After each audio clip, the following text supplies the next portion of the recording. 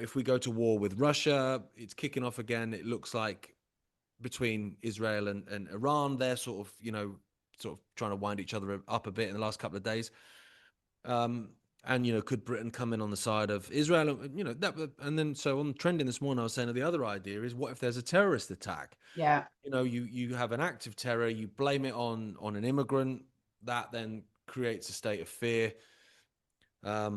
Is that the way it's going to go? And obviously, then I went and did another podcast. I did a What If podcast with Rich. I come out and everyone in the office is like, "Oh my God, have you seen what's happened in Manchester?" And obviously, I hadn't, but least surprised man in the living room. Yeah.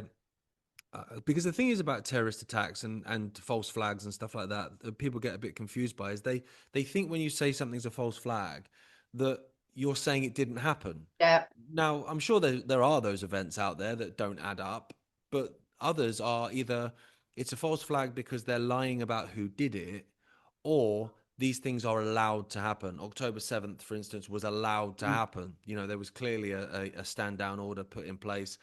There was no response from the IDF for like 6-7 hours to an ongoing terror attack in a country that's the size of state of New Jersey. It doesn't make any Yeah. sense.